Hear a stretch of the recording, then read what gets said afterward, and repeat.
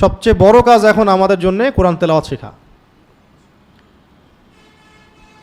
দিন ইসলাম কায়েম হোক যেমন আমরা চাই, জান্নাতে যেতে চাই যেমন, এগুলো মানে অসম্ভবের পর্যায়ে হয়ে যেতে পারে যদি আমরা কোরআনের হক আদায় না করি।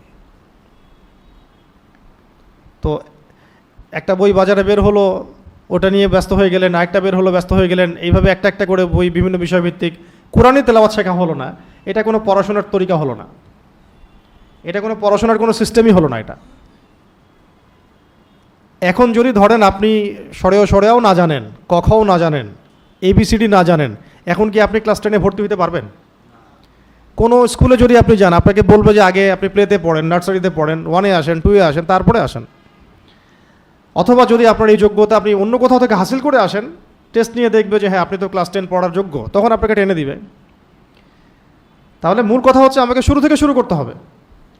বাংলাদেশের বেশিরভাগ তরুণ দিন মহব্বত করেন, দিনকে এখন ভালোবাসতে শুরু করেছেন, দিনের পথে আসতে শুরু করেছেন, কিন্তু অনেকেই কোরআন তেলাওয়াত করতে পারেন না, চেষ্টা করেন না। অনলাইনে পড়ে থাকেন, ফেসবুকে পড়ে থাকেন, পোস্ট দিতে থাকেন, কমেন্ট করতে থাকেন, লাইক শেয়ার করতে থাকেন। এটা তো দিনের কাজ না। আপনার কাজ হচ্ছে আপনার নিজেকে তৈরি করা। ওইটাতে পরে আসতেছি আমি। ওই যে দিনের বিজয় দেখতে চান, তার জন্য নিজেকে যোগ্য করে গড়ে তুলতে হবে। আগে আপনাকে নিজেকে যোগ্য করে গড়ে তুলতে হবে। বাংলাদেশে যাদেরকে আপনি দেখছেন দিনকে প্রেজেন্ট করছে, এই কয়েকজন মানুষের উপরে ভরসা করে বসে থাকলে হবে না। কারণ আজকে তারা আছেন, কালকে তারা নাও থাকতে পারেন। তখন হাল ধরবে কে? এবং দিন তো শুধু ওই কয়েকজন মানুষের উপর জিম্মেদারি হিসেবে আসে নাই, আসছে না, সবার উপরে দায়িত্ব আছে। এই কারণে নিজেকে যোগ্য করে গড়ে তুলতে হবে বা চেষ্টা করতে হবে। এই চেষ্টার জন্যে সবার আগে কি প্রয়োজন? তেলাওয়াত শেখা দরকার। পড়াশোনার কোনো বিকল্প নাই, আর পড়াশোনা শুরুই হবে তেলাওয়াত থেকে। তেলাওয়াত শুদ্ধ হয়ে গেলে, তেলাওয়াত যদি একবার সহিশুদ্ধ হয়ে যায়, তাহলে আপনার নামাজের সব উচ্চারণ ঠিক হবে, নামাজের তাসবিহ তাহলিল ঠিক হবে, দোয়াগুলো সব শুদ্ধ হবে, তাশাহুদ, দরুদ, মাসুরা সব শুদ্ধ হয়ে যাবে। আপনি যে কোনো আরবি কিতাব এবার যেটাতে দেয়া আছে, মানে যে কোনো আরবি কিতাব যেখানে জবরজের পেশ দেয়া আছে, এগুলো আপনি পড়তে পারবেন তখন, যেহেতু আপনি তিলাওয়াত করতে পারেন কোরআন। যে কোনো আরবি কিতাব যদি জবরজের পেশ দেয়া থাকে, আপনি তো পড়তে পারবেন, তখন আপনি কোরআন তেলাওয়াত করতে পারেন। হাদিসগুলো আপনি বানান করে করে পড়তে পারবেন, কারণ আপনি কোরআন তেলাওয়াত করতে পারছেন। তাহলে আমাদের কাজ কি এখন? কোরআন তেলাওয়াত করা শেখা। তাহলে প্রথম বললাম যে ইহতেমাম করব সালাতের, তারপর দ্বিতীয় কাজ কি? কোরআন তেলাওয়াতের ইহতেমাম করব ইনশাআল্লাহ। আল্লাহ পাক সবাইকে তৌফিক দান করেন। আর যারা কোরআন তেলাওয়াত শিখি নাই, এখন আপনার উপর ফরজ হচ্ছে কোরআন তেলাওয়াত শেখা। এটা আপনার উপর কি ফরজ। 3 নম্বর হচ্ছে দৈনন্দিন কিছু জিকির আজগার মামুলাত আছে, সকাল সন্ধ্যার ওজিফা, জিকির আজগার এগুলো আছে, এগুলোর ইহতেমাম করা। দৈনন্দিন সকাল সন্ধ্যার জিকির আজগার, ওজিফাগুলো, দোয়াগুলো এবং যে মামুলাতগুলো, এগুলোর ইহতেমাম করা। যেমন হিসনুল মুসলিম বইটা খুললে দেখবেন সকাল সন্ধ্যার জিকির আজগার আছে না? যে কোনো দোয়ার বই খুললে দেখবেন সকাল সন্ধ্যার জিকির আজগার। এছাড়া চলতে ফিরতে কত জিকির আজগার আছে, দোয়াগুলো আছে, এই সবগুলোর ইহতেমাম করতে হবে। এটাকে শক্ত করে ধরতে হবে। আল্লাহ পাক করার তৌফিক দান করেন। এগুলো কখন পড়তে পারবেন? যখন তিলাওয়াত জানবেন তখন। তো যে তিলাওয়াত জানে না, তিলাওয়াত করতে পারে না, বা কোরআন মানে বানান করে পড়তে পারে না, থরলি পড়তে পারে না, সে দোয়াগুলো কিভাবে শুদ্ধ করে পড়বে? জিকির আজগারও তো ঠিক মতো করতে পারবে না, সে উচ্চারণ করতে গেলে ভুল হবে। আমরা কিন্তু আজকে খুব বেসিক কথা বলছি, এখন অর্থের দিকে আমরা যাই নাই, তাফসীর ওগুলোর দিকে আমরা যাই নাই, শুধু তেলাওয়াতের কথা বললাম এবং দৈনন্দিন জিকির আজগারগুলো, মামুলাতগুলো আদায় করার ব্যাপারে সচেষ্ট হওয়ার কথা বললাম। আল্লাহ পাক তৌফিক এনায়েত করেন। 4 নম্বর হচ্ছে দিনের একটা অংশে, 24 ঘন্টার যে দিনটা যাচ্ছে আমাদের, অন্তত একটা অংশে আমাদের আল্লাহ রব্বুল আলামিনের সাথে একাকী কথা বলা দরকার, যেটাকে আমরা বলি দোয়া করা। দোয়া মানে কি? মোনাজাত মানে কি? দোয়া মানে, মোনাজাত মানে আল্লাহ পাকের সাথে একা একা চুপি চুপি কথা বলা। দোয়া মোনাজাত মানে আল্লাহ পাকের সাথে কথা বলা। ধরেন আপনার মা অসুস্থ হয়েছেন, এখন আপনি 2 রাকাত নামাজ পড়ে একা একা দোয়া করছেন, তখন আল্লাহ পাকের সাথে আপনার কানেকশনটা কেমন থাকে? চোখে পানি আসে না? ভিতরে অনুভূতি কাজ করে যে আমি কাউকে কিছু বলছি। ওই অনুভূতিটা কিন্তু অনেক সময় নামাজের মধ্যে আমাদের আসে না, তিলাওয়াত শুনে আসে না। কারণ যা বলছি অর্থ বুঝতে পারছি না, যা পড়ছি তার অর্থ আমি বুঝতে পারছি না।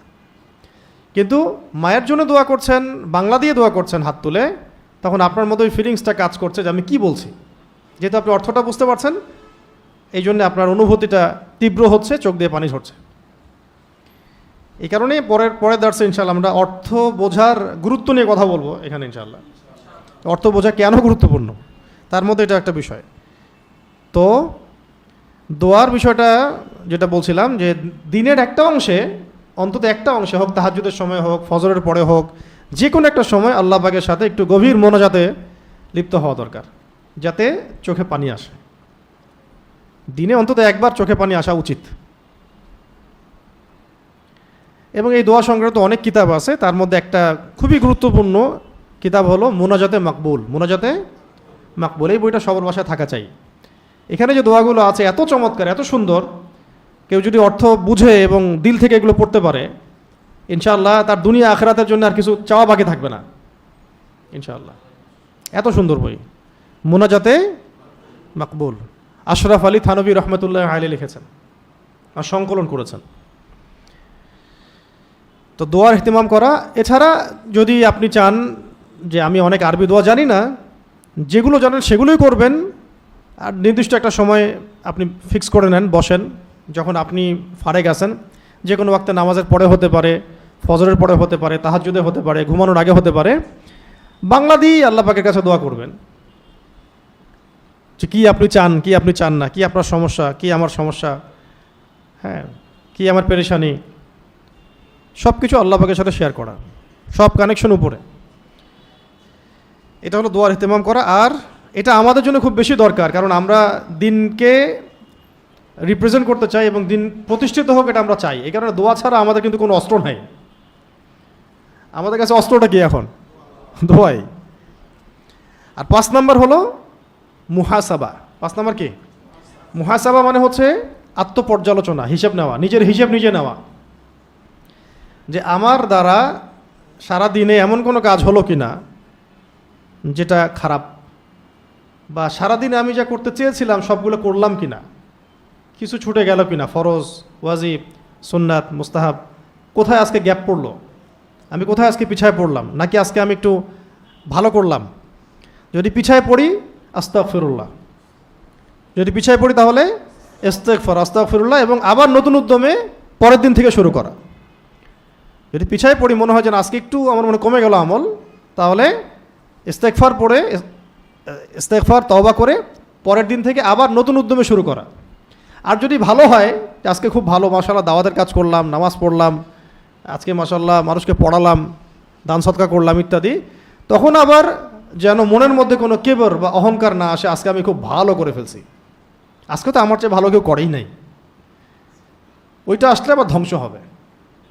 ওটা হচ্ছে কেবর, রিয়া চলে আসে মনের মধ্যে। যদি এমন হয় যে মনে হয় যে আজকে ভালো আমল করেছি, তাহলে শুকরিয়া আদায় করা, আলহামদুলিল্লাহ, আল্লাহ পাক আমাকে তৌফিক দিয়েছেন, আমি আজকে এই কাজগুলো করতে পেরেছি। ওই সময় যেন কোনোভাবেই মনের মধ্যে আবার এই অনুভূতি না আসে যে খুব আজকে তো মাশাআল্লাহ হেভি আমল করলাম, ফাড়ায় ফেলছি পড়ে, ঠিক আছে, এরকম হয় কিন্তু। এবং তখনই মানুষ ফেসবুকে ঢুকে অন্য কারো আমল নিয়ে সমালোচনা করা শুরু করে, আমি তো এরকম করছি, আরে ও তো বুঝে না কিছু। যখন মানুষ নিজেকে একটু সুপিরিয়র ভাবা শুরু করে, তখনই অন্যের পিছনে লাগা শুরু করে। এবং এটাই হচ্ছে ইবলিসের স্বভাব। কার স্বভাব? ইবলিসের স্বভাব এটা। ইবলিস বহু আমল করত, এত ইবাদত করতো, আল্লাহ পাকের ইবাদত করতে করতে করতে করতে এমন লেভেলে সে চলে গেছে যে আল্লাহ পাক তাকে ফেরেশতাদের সর্দার বানিয়ে দিয়েছেন। আপনারা ভাবতে পারেন যে ইবলিস ছিল ফেরেশতাদের সর্দার, মানে জিবরাইল আলাইহিস সালামের উপরে ফেরেশতাদের সর্দার, মানে কি সব ফেরেশতাদের উপরে তার মাকাম চলে গেছে, ইবাদত করতে করতে, আনুগত্য করতে করতে। একটা পর্যায়ে কি হলো, আল্লাহ পাক একটা আদেশ করলেন, আদমকে সিজদা করো, সবাই সিজদা করলো ইল্লা ইবলিস। না করার পিছনে রিজনটা কি? সে বলছে যে খলাকতানি মিন নার খলাকতাহু মিন তিন, আল্লাহ আপনি তাকে সৃষ্টি করেছেন কি দিয়ে?